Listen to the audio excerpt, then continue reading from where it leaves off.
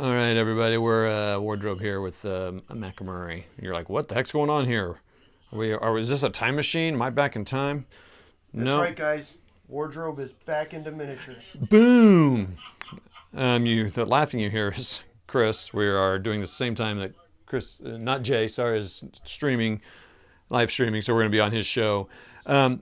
I don't want to get into a whole lot of details. We're just play testing Iron Cross rules have you played this before, Andrew? I don't remember. I don't know. So I remember this was one of the games you played Jumbo Gap scenarios with, but I do not believe that I was that's right. present for that. We've had this discussion many times. I Andrew's. played the Blitzkrieg Commander replay, but not Yeah. the Iron Cross replay. All right, so I played Iron Cross several times. It's been a while, so I'll have to kind of refresh the rules. We're just going to.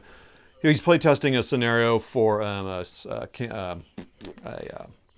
convention coming up, and I won't give much more than that because I don't think we wants to give too much details yet. But it'll be a bigger table than this. It'll be more complete, probably much bigger table. Again, this is just to learn rules. Obviously, McMurray being McMurray, we got a million miniatures and stuff, but we'll get it figured out. They're all painted and they're all based. What the heck happened here? That's right. Anyway, so we're going to do that. I'll come back a couple times and we'll just talk about what's happening and maybe a little bit what we thought of the rules and things. So we're not even testing the scenario right now, honestly. Yeah, so we're just getting rules. But anyway, it's in March, so just got to hustle up. Mid-January. Talk to you. Hey, what's up, everybody? So this is the end of turn 3, and we are calling it because we have to go to Betty Pie and take showers and whatever. Jeffy watched us today. While he was playing something squad leader or something. All right, McMurray, what happened? What do you want to say here? So we ended it. We didn't. There's not a winner. There's no winners or losers here. Although I'd say I'm losing actually. We are all losers here. Because I lost 2 stands, he lost 3 stands, and I lost a King Tiger. So I need to add up the battle points, but I am for sure losing this. And I think I would be losing this completely. But you do have a lot of units with morale markers. I have a lot. But so do I. Yeah, almost every stand's got a morale marker on the front line here. That's because I kaboomed your King Tiger. So he shot my King Tiger. I rolled a 6, which kaboomed it. Which everyone within 6, even his fuddy buddy, King Tiger buddy, everyone got a morale marker. And then to end the turn, I rolled company morale test, rolled a 6, took all 4 off that King Tiger, so he could start. The reason he had 4 was because the same Sherman then took a hot shot at its side and hit him. Penetrated put 3 on and filled the crew compartment with smoke. Yeah, this guy's definitely the hero of the American side. This little Lafayette pool over there. And I don't have any heroes. Yeah. So anyway, we're calling it. So I guess, are you leaning towards doing this for the convention game, or what are you thinking? I am, yeah. Okay. I'm going to need to find a whole bunch of D6s, a whole bunch of activation markers for each side. Do these work, or do you want something that looks cool? To be honest with you, I'll probably use those and I'll just spray paint them gray the color. White, or gray and green, although that's fine. Yeah, that's not a good idea. I'll figure out what I'm going to do.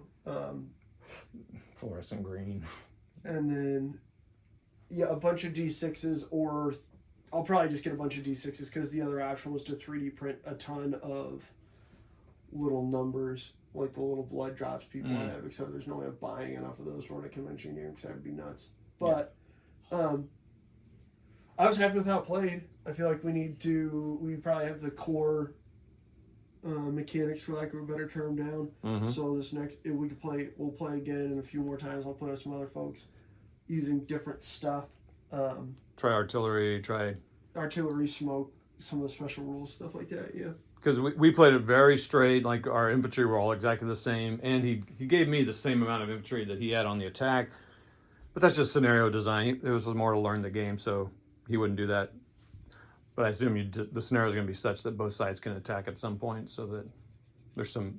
So they're just not holding up on one side. Yes, like correct. This wouldn't be designed this way. Special rules, what else? Oh, you had said you might make a little something to put your command tokens when you do a company morale test. So kind of like the little command panels in, say, Chain of Command? Yeah.